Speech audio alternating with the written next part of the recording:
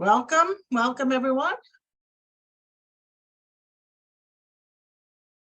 I'll give it a moment or two. I see that attendees are rolling in.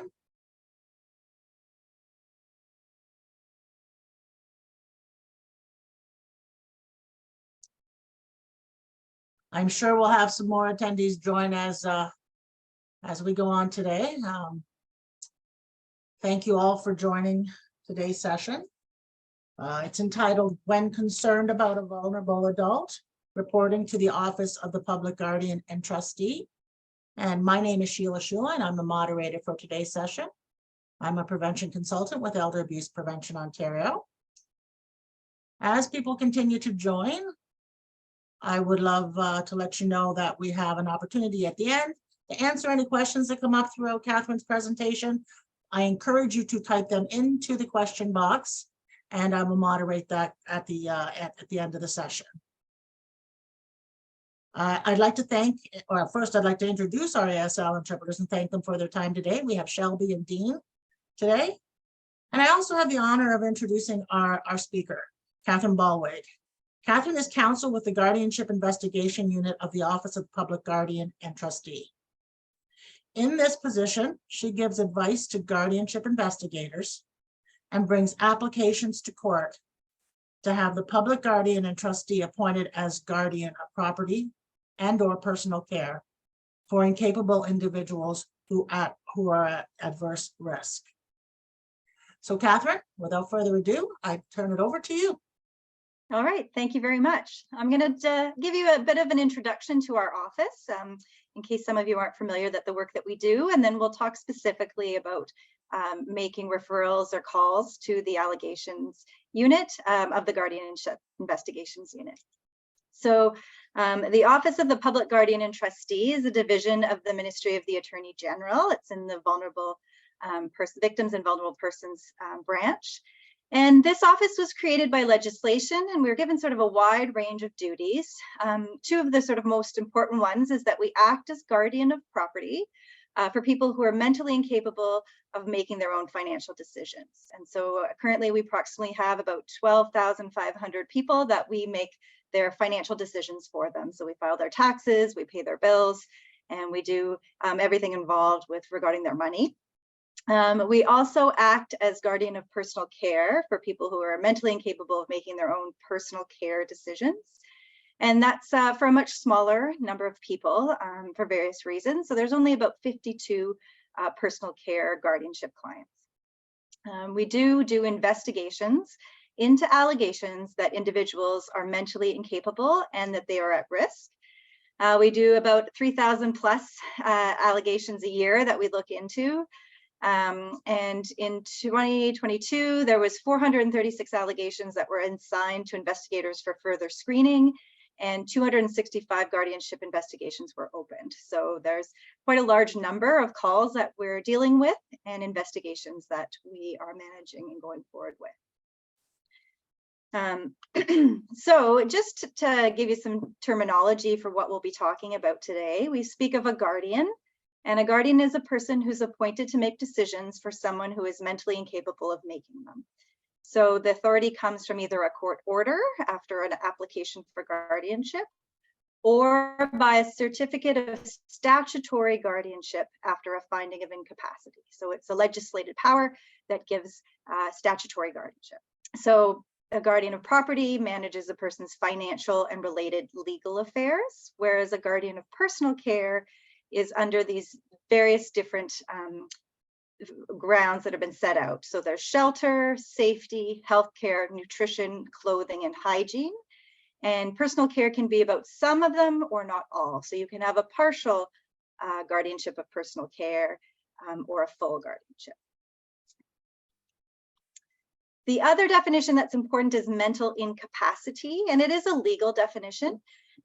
It refers to a two-part test that a person is either not able to understand information that's relevant to make a decision, or a person is not able to appreciate within reason the consequences of making or not making a decision. So that's with respect to their property or with respect to their personal care.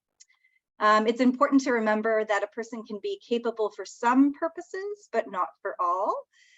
So you can be incapable, for instance, of making property decisions, but you can still be deemed capable of making the decision about whether you go to long-term care home, perhaps. So as I said before, it's a legal definition. This isn't a medical diagnosis.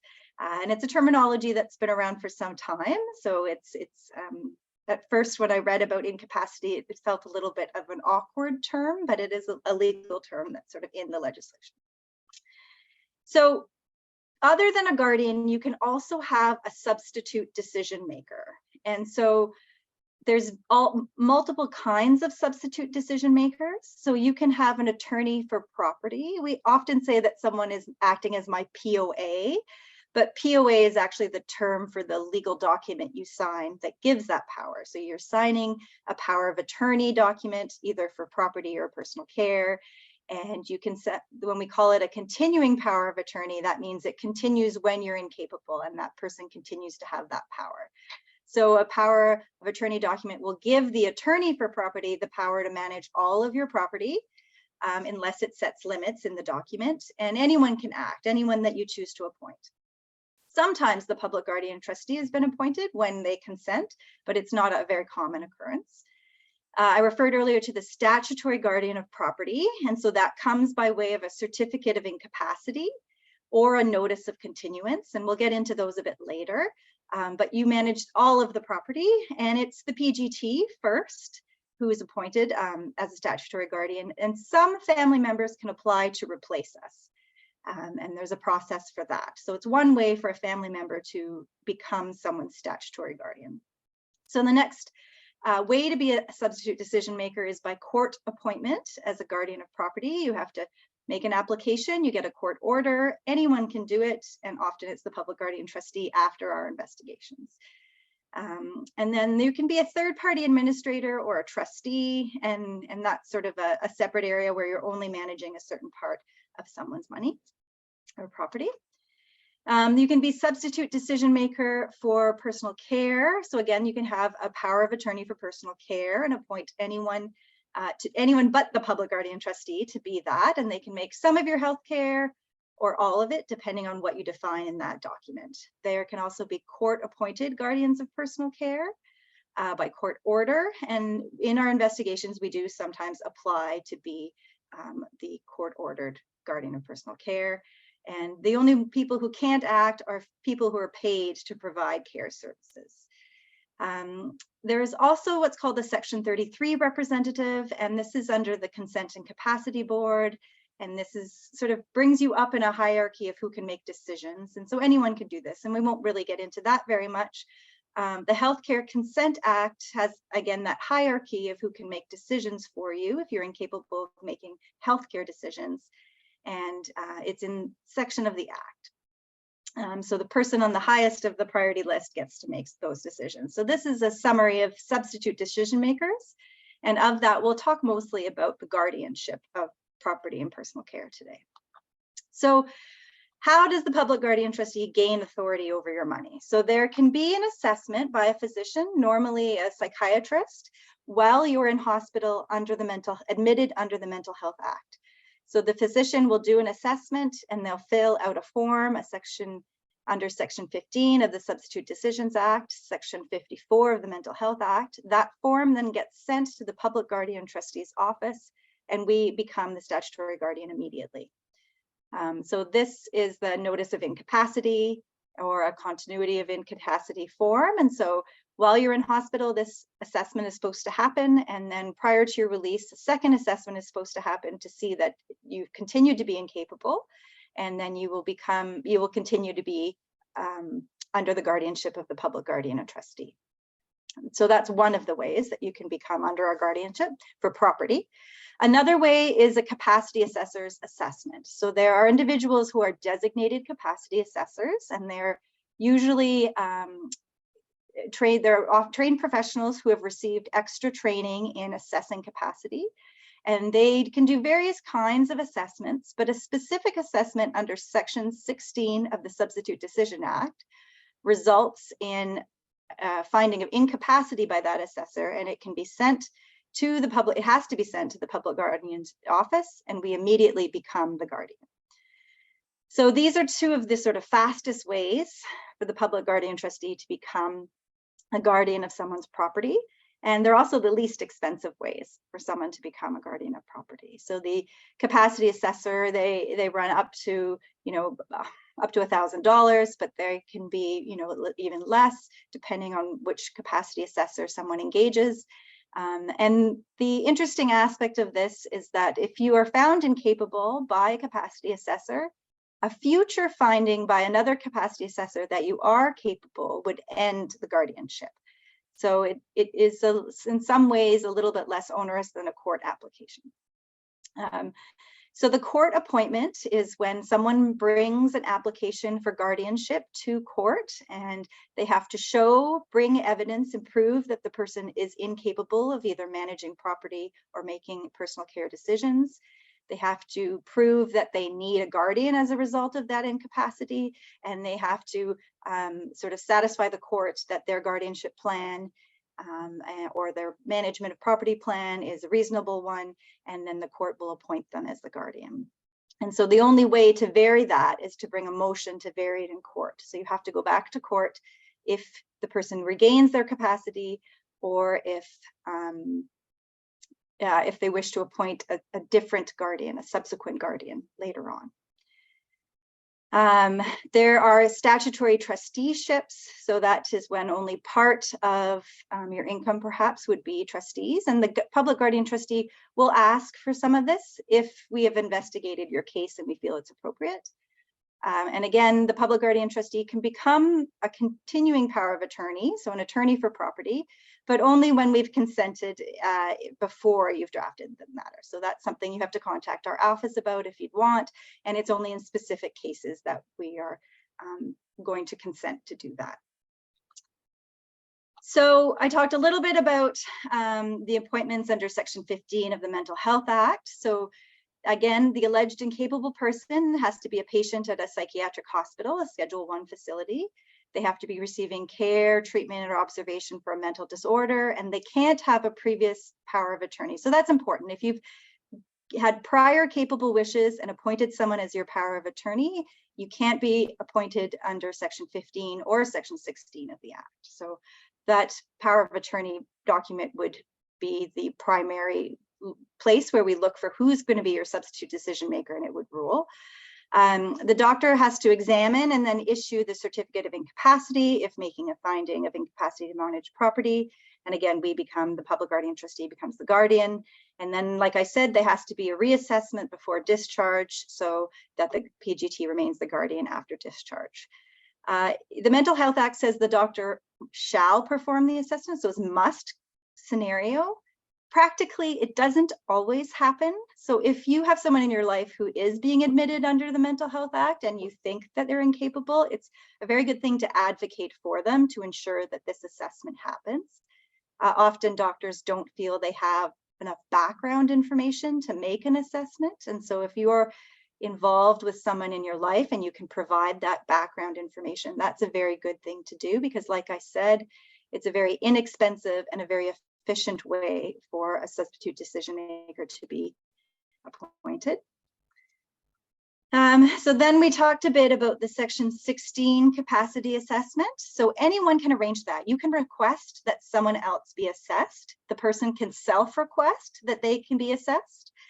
The preconditions are that they don't have a power of attorney already in place. Unless it's the person self-assessing, because if the person's requesting the assessment and they get the rights advice and they find out the public guardian or trustee will replace their power of attorney, it's like they're revoking it, right? So there can be no one going to court at the same time applying to be their guardian, because you'd be subverting that process by doing that. And the main thing about a Section 16 capacity assessment is that the individual has to not refuse. So they have to consent, but really that's interpreted as they can't refuse. So there are individuals who have very limited capacity, and it's not that they have to understand and say yes, but they have to not refuse it. So that's an important sort of language with that. There is a cost, like I spoke of at the beginning, and it's less than going to court, but there is a cost. Normally the person requesting the assessment pays the cost. There are subsidies through the Capacity Assessment Office you can request if the person is of sort of meager means. So whoever is making the request contacts capacity assessors. There is a list on the website of the Capacity Assessment Office. They're sort of divided up by geographical areas, but also by areas of expertise. Some are better at dementia, or perhaps dealing with developmental disabilities. There's sort of different areas they have expertise in. And then you can arrange for them to interview the individual. They'd like you often to provide background information as to why there's a concern about capacity. And then if they're found incapable, the public guardian and trustee becomes the guardian of property. And so, like I said, the Capacity Assessment Office has lists of the capacity assessors and also funding for low-income requesters. So when we talk about personal care, there's fewer options of how the public guardian trustee becomes the guardian. There's court appointment.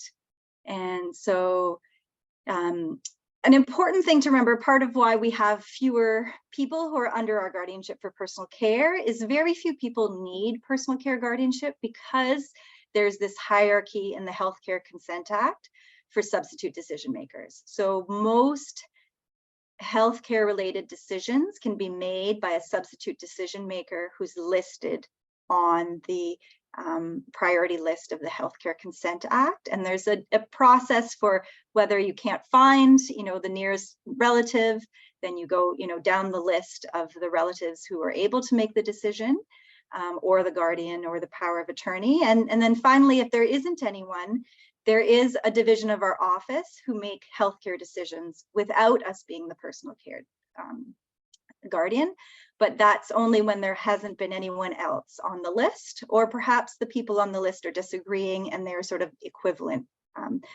parties. But that's why there's a lesser need for personal care guardianships. Often personal care guardianships have to do with shelter, where the person is living, and those kind of situations. So when we're the personal care guardian, we make decisions, and this can happen by a court appointment. There is usually a requirement for a capacity assessment for personal care. There's no regime where a capacity assessment for personal care results in the public guardian and trustee becoming the guardian. It's just that assessment is evidence which is used in a court application in order to show the person is incapable of making personal care decisions and they need a guardian because of the risk. So we can make treatment decisions, I said, when they come to us under the Healthcare Consent Act. However, we're the last resort for that. And the Public Guardian Trustee Office does not consent to being appointed as the power or the attorney for personal care. So that is not one of the ways that we get to make these decisions. So I mentioned the Healthcare Consent Act. So Section 20 says if a person cannot consent to a medical treatment, consent can be given or refused by the highest ranking person on this list who is available. So the first person would be a guardian of personal care, which may be a reason why a family member or someone wants to apply to be the guardian. Next would be the attorney for personal care, a representative appointed by the Consent and Capacity Board, then a spouse, partner, child or parent, brother, sister, any other relative, anyone else, and then last but not least, the public guardian and trustee. This applies only to treatment decisions, but it doesn't, so it does apply to admission to long-term care facilities, but not to admission to a group retirement home or a group home. So admission to those places, a retirement home or a group home, may be a situation where a guardianship is required and the public guardian trustee may be applying for personal care guardianship. So I've talked a lot about the Guardianship Investigation Unit. What is it? So it's part of our office. Our office does quite a few different things that I haven't even discussed, but this is one of the areas. It carries out the public guardian and trustee's duty to investigate. And so we're investigating a mentally incapable person, only those people who are at risk. They definitely have to be at risk. And that person will benefit from the public guardian and trustee applying to court to be their guardian. So the primary purpose of our investigation is to determine whether the risk can only be addressed by having us be appointed as the guardian of property or personal care. So we could make the decision not to intervene. We could decide that there's what's actually required is more social supports, then we would refer the person to social services. We could make referrals to police. Often that happens when there's situations of theft, perhaps by the power of attorney or other issues like that. We could give advice to supportive friends or family members who call us with allegations about other steps that could be taken. And there could be sort of an informal resolution with the person whose actions are allegedly putting the incapable person at risk. So there are times where perhaps what needs to happen is the power of attorney can resign, or a guardian can resign if they're not acting in the person's best interests. Or if an individual has still the capacity to revoke a power of attorney when they've given power to someone who's misusing it, then they can revoke that power of attorney and perhaps appoint someone, a more appropriate person. So there's sort of various ways for them to mitigate this without a guardianship. So what are our considerations when we're opening guardianship investigations? So we do have a legislated directive that we shall investigate allegations when a person is at risk of suffering serious adverse effects because of incapacity to make property or personal care decisions. So we're going to talk a little bit about serious adverse effects as we go forward.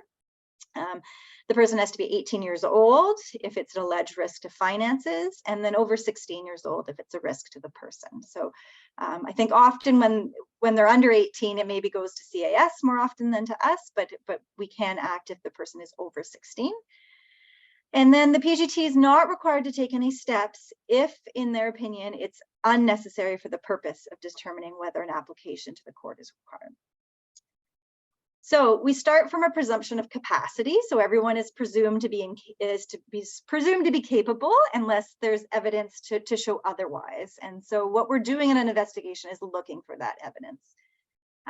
We have to take a sort of a broad look. We're not being judgmental about lifestyle choices or cultural diversity in the way people live or the choices they make.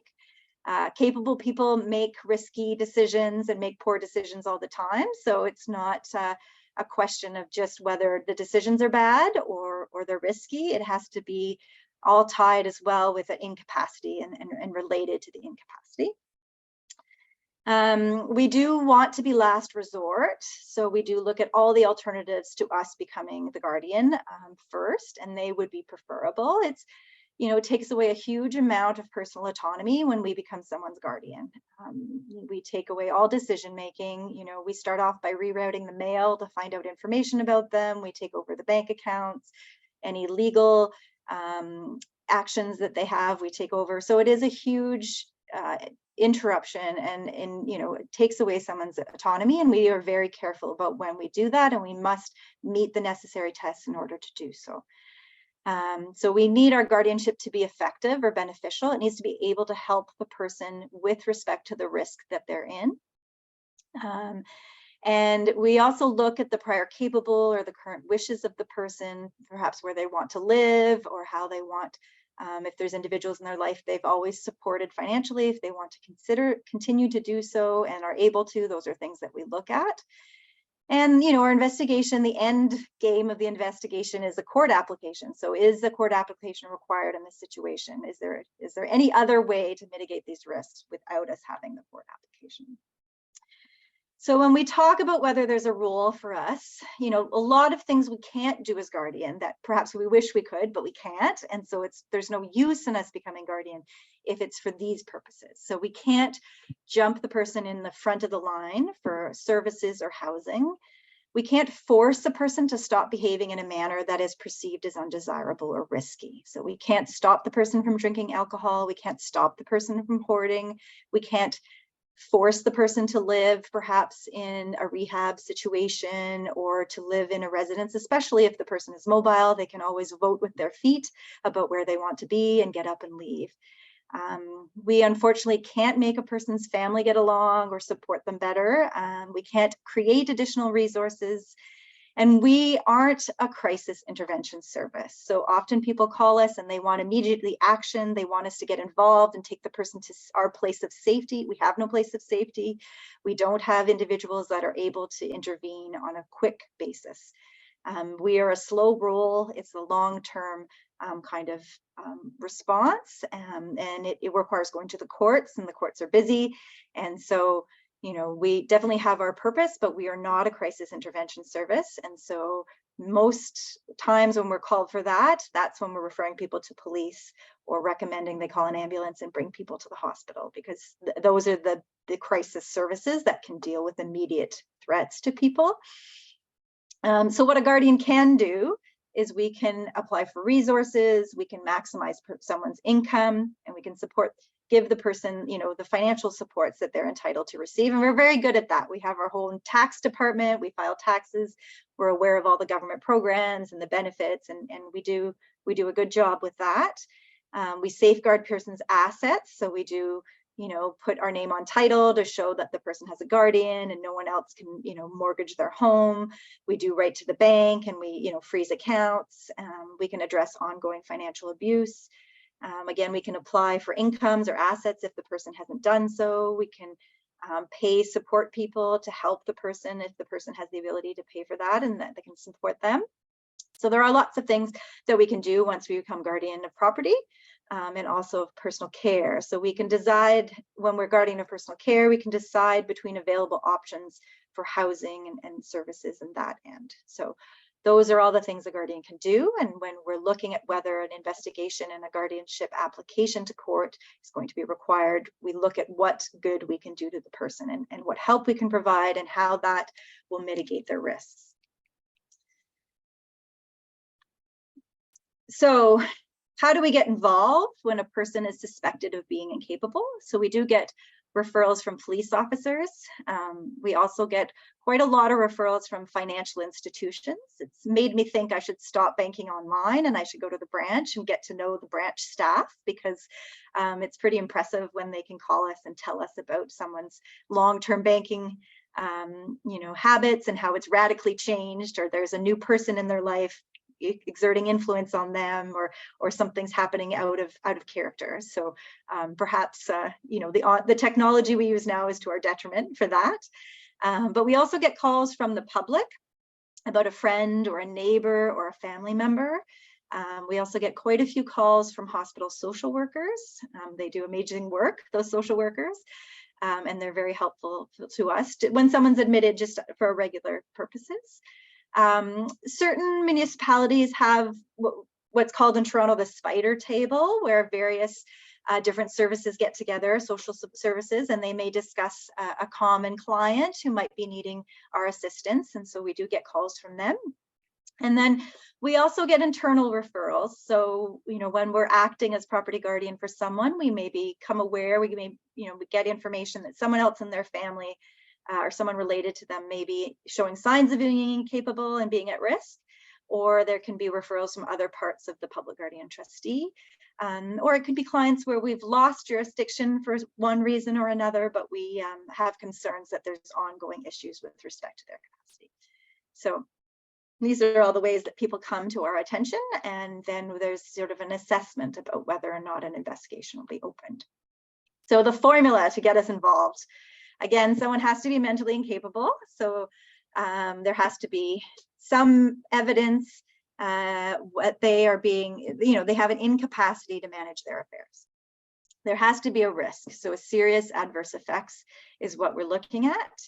And there has to be a need. They will only be protected if there is a guardian appointed. So there are times where we close our investigation, and it doesn't mean that there was absolutely no risk, and it doesn't mean the person's capable, but it means we can't find the evidence to prove that they're incapable, and we can't find the evidence to show the adverse risk. So it doesn't mean everything's fine, but it means we don't have the evidence, and it's a test that the court needs. Like, we need to have this evidence when we go to court, or it's futile. And you know, those can be frustrating cases. We do keep our files open for 3 years. We are mandated by legislation that if we don't go to court after 3 years, we have to destroy the files. It's a lot of private information we receive. But for 3 years, we have that information. So if some situation happens that the person, suddenly there's more evidence to prove that, we can reopen our investigation and we can look at the situation again. And that's sometimes things that we will tell people who make the allegations if we do have to close our file for not meeting the test. So what are the indicators of mental incapacity? What are we looking for? So it's an inability to understand information relative to making decisions. Often that can be shown by an inability to initiate or complete necessary tasks. Are you buying groceries? Are you paying your bills? Are you paying your taxes? Sometimes there's a change in lifestyle choices. Suddenly you're buying lots of presents for everyone. Maybe you're changing your decisions, your behavior. Suddenly you're neglecting yourself when you used to always have a pristine home or look very put together when you go out. So that can be shown in changes in people's hygiene and their nutrition and their level of communication with others. Sometimes it's a significant incapacity, and you can see that the person is disoriented to time and place, personal identity, the identity of significant people in their lives. That's something we hear sometimes, from the banks. The person's coming dressed for the summer and it's the midwinter. They don't have they're only wearing one pair of shoes. They seem to, be disoriented as to what's going on. There can often be an impaired thought process. So the reasoning they're giving you for decisions they're making doesn't make sense, or they don't understand the implication of what they're requesting or what they're saying. It can be shown with simple calculations that the people can't do, memory loss, and then again, perception difficulties, delusions, or hallucinations. So all of these are indicia of mental incapacity and can be used to help support a finding that someone's incapable.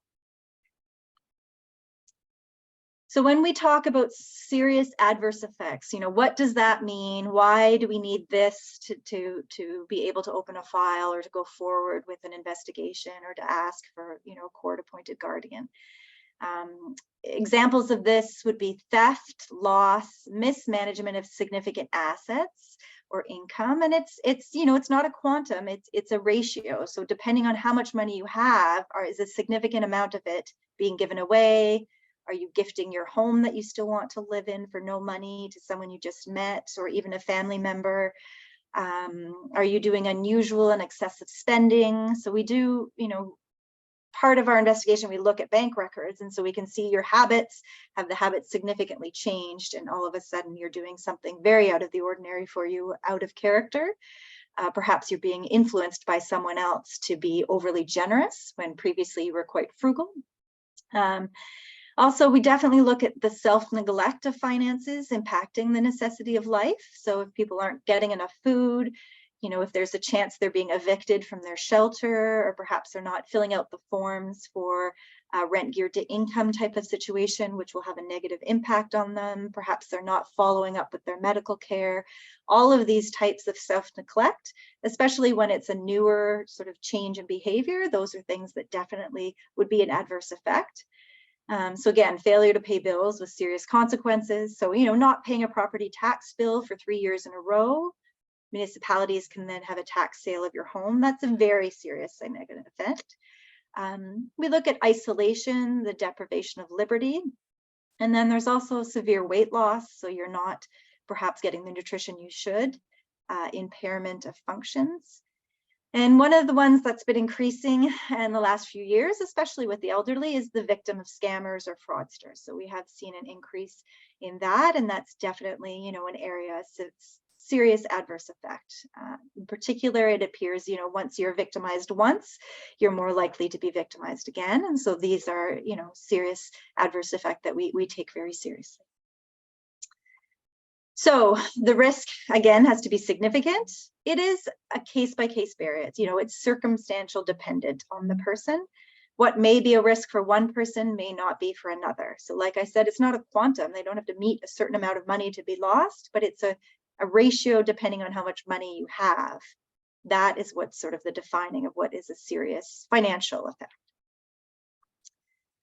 So when you call us, what happens? So you're going to call, and there's a guardianship investigation unit investigator, and we aim to return the calls or the emails within 1 to 2 days. The investigator will ask for more information to assess for risk and evidence of incapacity. At this point, they will definitely explore with you whether the less intrusive options have been tried first. So, you know, have you spoken to the person? Does the person want to revoke that power of attorney? Do they have capacity to do so? Do you think there's anyone, you know, if they don't have a power of attorney, is there anyone who might request a Section 16 capacity assessment? You know, we might discuss, have you called the police if there's a question about theft? Have you called their bank? Banks have huge powers to restrict, you know, online banking or using debit cards or taking out big amounts. So it's always good to notify banks if there's concern about financial misappropriation. And like I said, we want to become involved as a last resort. So if there's family or friends who may be willing to take steps, we'd definitely like to coach or give you advice or you know, help you and look at those ways to help someone, which probably would be faster than, you know, our investigations do take time. The investigation can take time and getting to court. So you can be looking at over a year for that process. So if you're looking for something faster, you know, those other quicker assessments might be one of the options available. All right, so you call us, the investigator goes through this, talks to you, tries to get more information. Then what? So then if they decide that you meet the test of serious risk and you know, evidence of incapacity, then we open an investigation and we then look to get information. So we have quite a lot of powers under Section 83 of the Substitute Decision Act to get information. We are supposed to be provided documents from the person's current power of attorney or guardian of property. We also, you know, can get medical information. So from any practitioner who's regulated under the health profession, the Regulated Health Profession Act. We get banking records from the banks or loan or trust company, and we can get information from real estate brokers or agents. We do searches often on the land and titles if people own homes. And so the investigator will start collecting all this information to see what evidence of incapacity is there. We do have a right of entry. So if it's a facility or controlled access residence, so more like a retirement home or a long-term care home, we have, you know, an ability to enter and talk to the alleged incapable person. So that's part of the investigation. It would be to talk to family and friends of the person, perhaps their bank, you know, anyone who's familiar with their circumstances and their situation, but also talk to the alleged incapable person. We can also go to a justice of peace and get a warrant for entry if we are satisfied there's an alleged incapable person on the premises and we've been prevented from meeting with them. And we've done so when we've had concerns that perhaps the alleged incapable person was coming to harm or had passed away and we didn't have access to the person. It happens in rare circumstances, but it is a situation when we can get police to help us and get a search warrant and go and meet someone in person. There are sections under the Act where we can seek on an urgent basis a temporary guardianship order. These orders are 90 days or less, and we can get these when we have reasonable grounds to believe someone is mentally incapable. So the proof of incapacity is not required. The court doesn't have to make a declaration that the person's incapable. There just has to be reasonable grounds. And we can do this without service on the individual or on their power of attorney in urgent circumstances. So again, it's not something that happens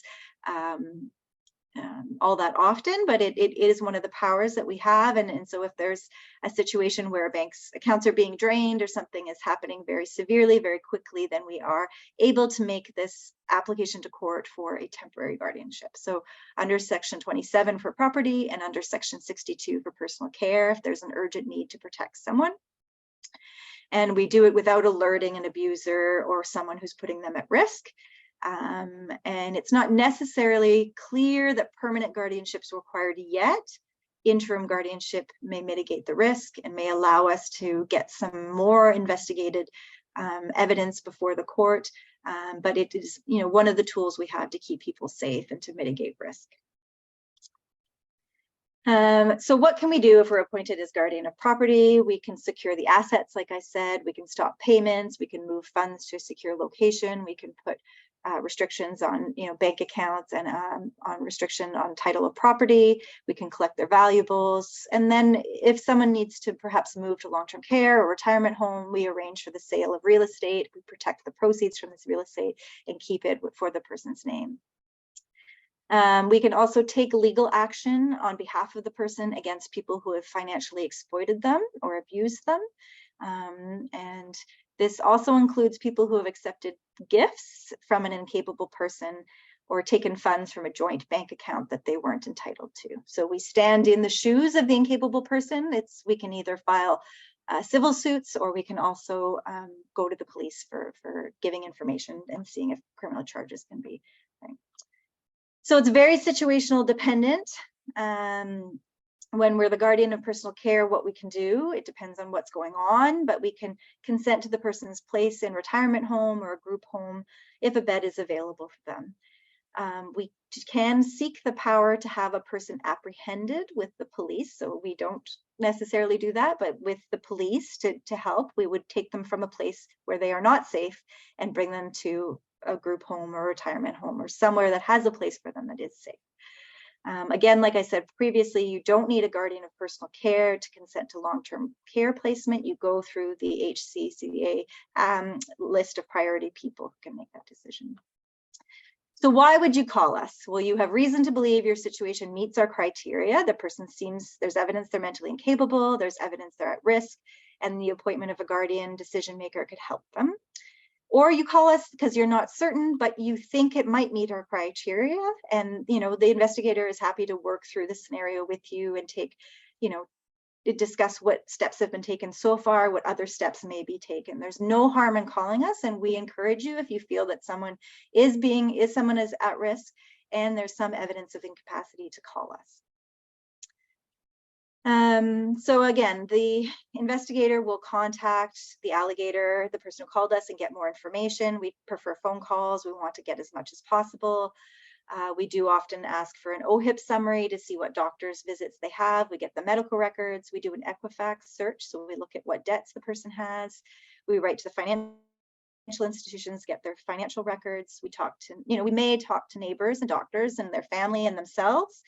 And then we also talk to support services that may be involved with the individual. Then the investigator, once they've collected all the evidence they have, they meet with myself, PGT Counsel, and then also with the PGT staff to discuss if this case will meet our mandate to go to court and to seek guardianship. So do we have the risk we need and the evidence to prove it? Will we meet the tests required by law to convince a court to give us a court-ordered guardianship? If we choose not to investigate, what else? Other resources. So we, could act for the grant. We talk about the grantor maybe revoking a power of attorney if they grant it to someone who's not acting properly. You can call the police to report fraud if there's financial misappropriation. We could suggest that family members bring the court application. There might also be an opportunity to be a trustee for ODSP or OAS. You can request more support in the home for the individual, perhaps from the LIN or the healthcare community groups.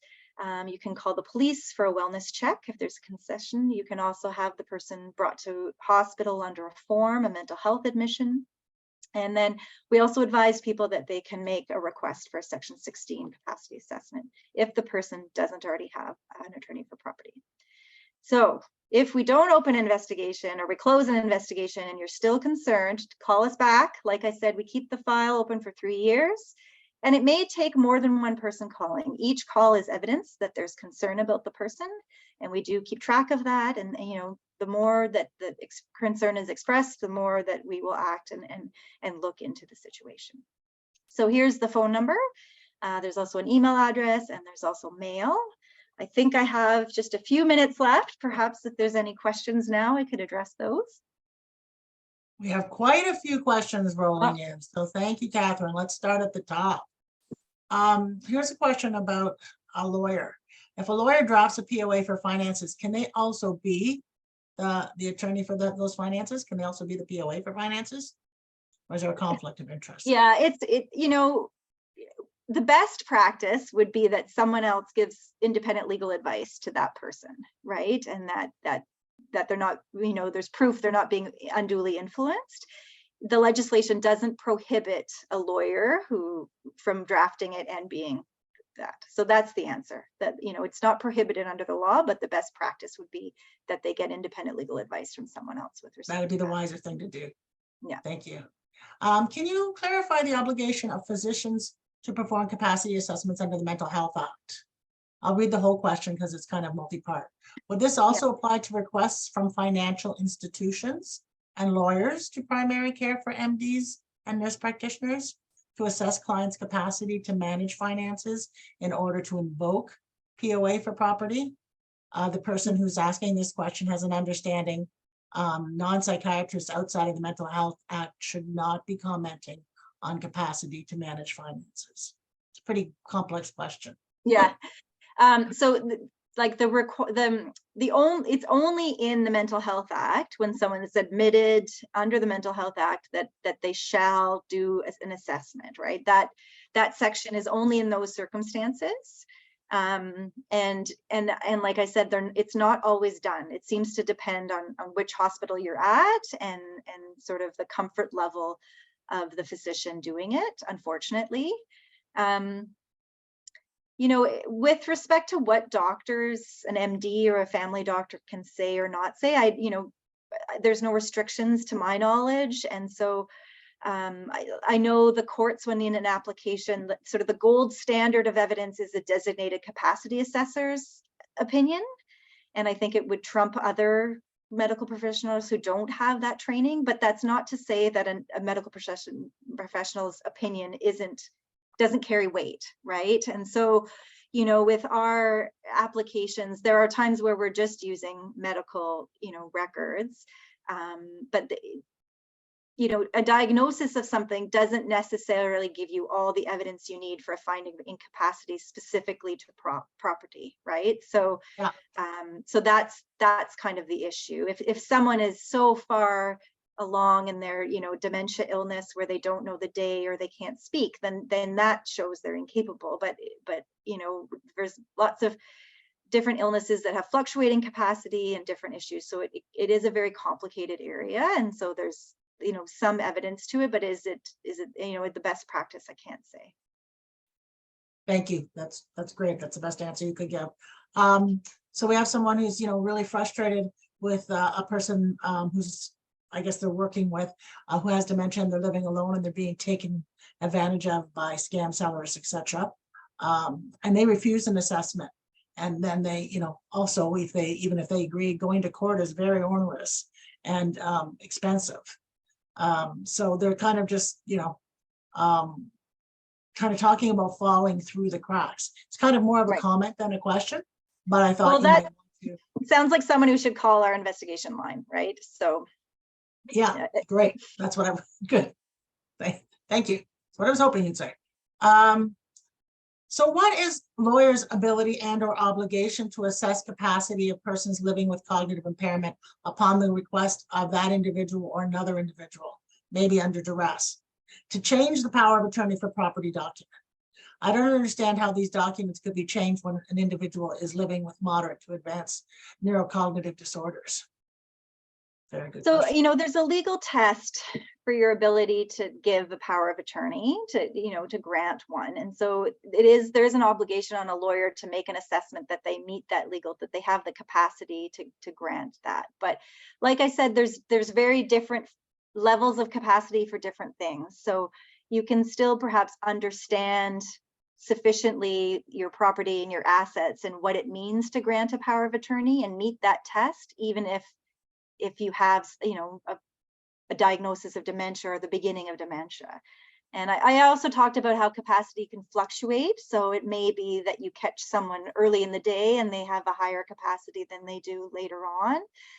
But there is a duty for a lawyer to assess that and to take notes. And there are times where powers of attorneys are challenged, and we're requesting the records from the lawyer, and we want to see, what kind of assessment they actually did to grant that power of attorney. Terrific. I don't know how many people know that you do that side of the.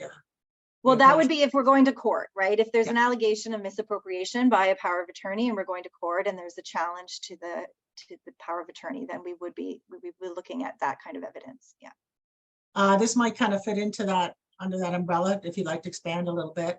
What if you expect that their power of attorney is controlling the person's bank account, and the person who is the power of attorney refuses to allow another person to take on that role?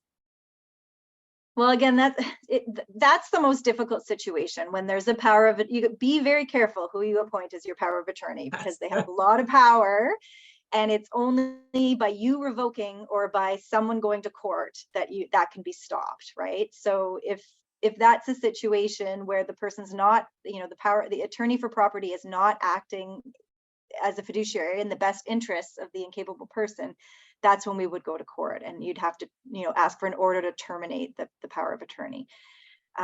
But that's if the person is no longer able to revoke it themselves, which would be the easiest way to go. Happen. And that's their right to do. And that's the advantage to having maybe a secondary power of attorney or an alternate. So at least when someone, if the first were to resign, then there's someone else to step in and help.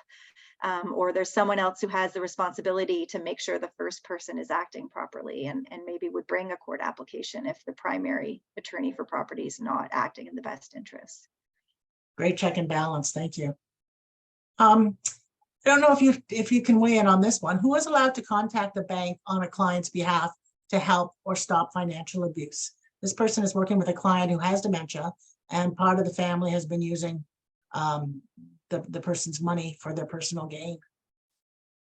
So I think, the bank is very restricted in what information they will give out, but not necessarily what information they will receive. And I think if you call the bank and you say, we have concerns about this person, can you, the banks have their own units to look for fraud, right? And if you say, if you identify for them that this is an issue and ask them to do their best to protect their client, then the onus is on them to look into it, about whether there's been a significant change in habits of the person, and if there's anything that they can do. Like I said, they have a lot of power. They can restrict access. They can stop big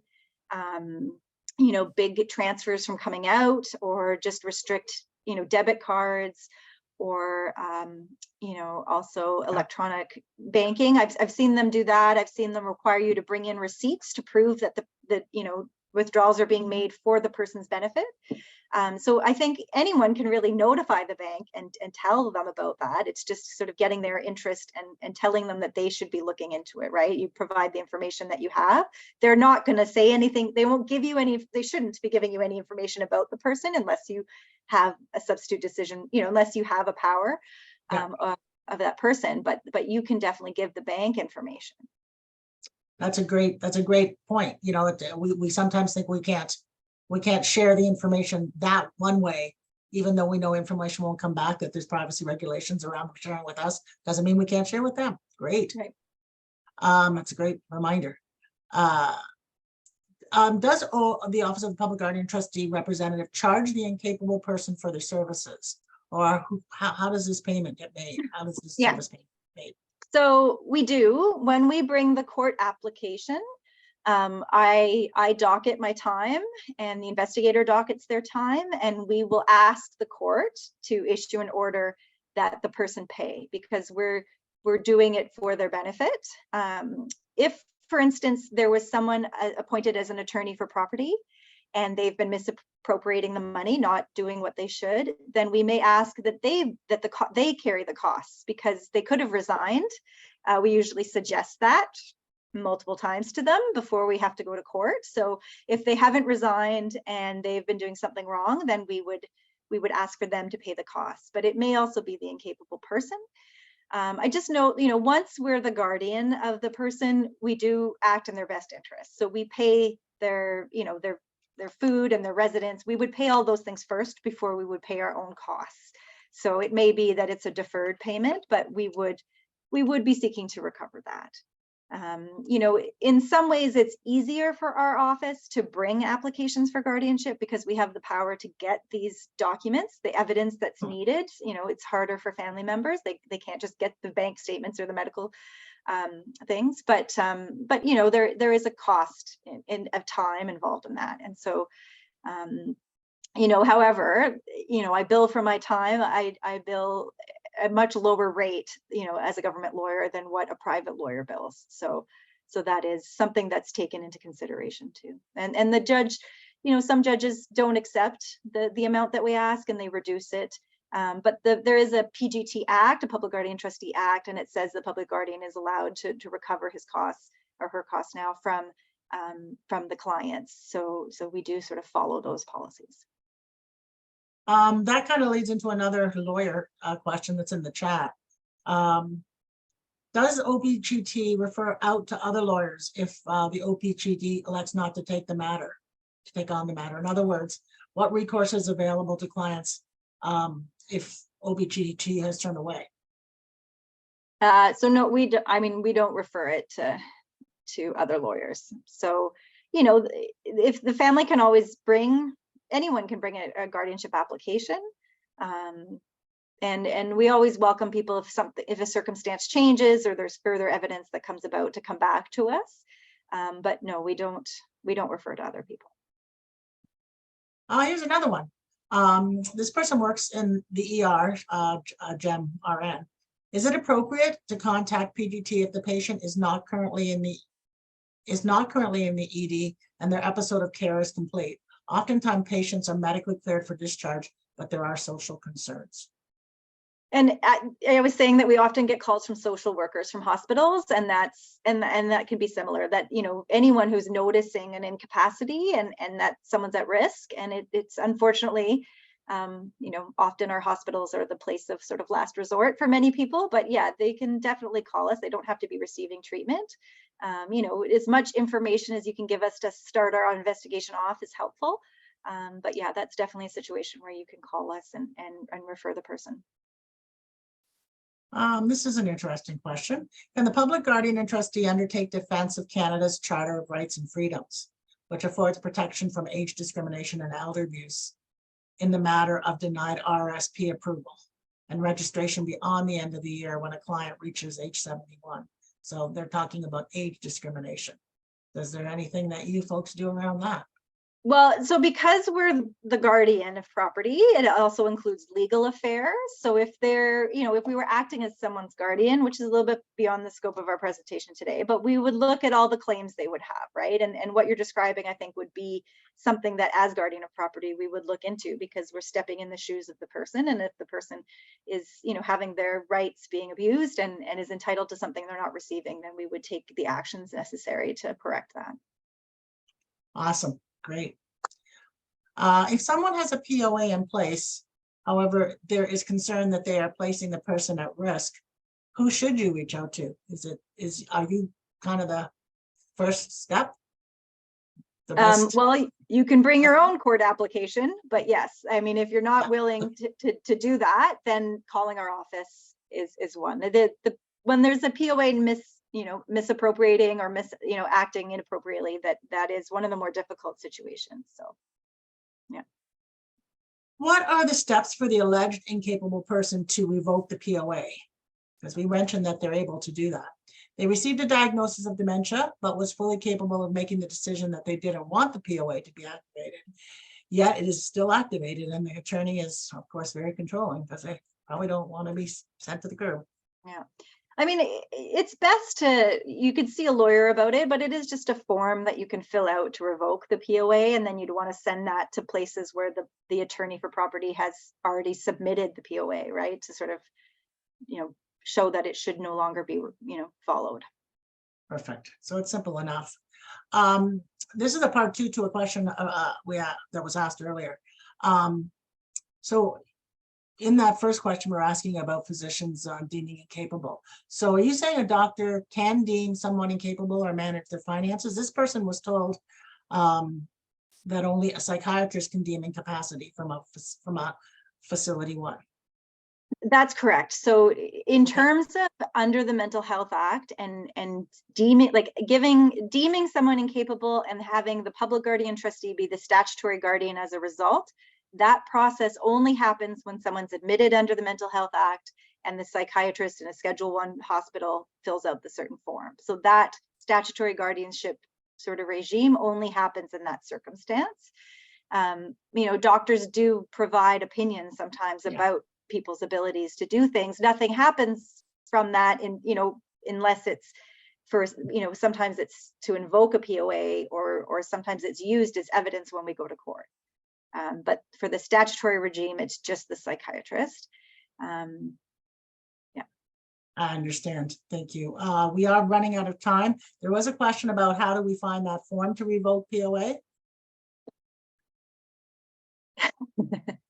And I'm not sure. Okay. It might have to look, they could look at the Substitute Decisions Act and see if there's anything that says anything in there to help them. Okay, so hit the act. Hit the act itself. Hit the act. Yeah. Okay, well, I really want to thank you, Katherine. I also want to remind people, because there's another banking question, there's a couple of questions here that we haven't been able to get to, but I do want to remind folks that if your question is banking related, and I can see one right in front of me here, there is a session right after this on banking and reporting, etc. So please join that. Again, Katherine, it was a very informative session. There's lots of learnings we're taking away. I can tell just by the number of really insightful questions. So thank you so much for your time and expertise today. And I'd also like to thank our interpreters for their time and expertise as well. I'm going to close the session and encourage you to head back. You've got about a 15-minute break before we start our next session. So thank you again all for participating, and enjoy the rest of the conference. Thank you.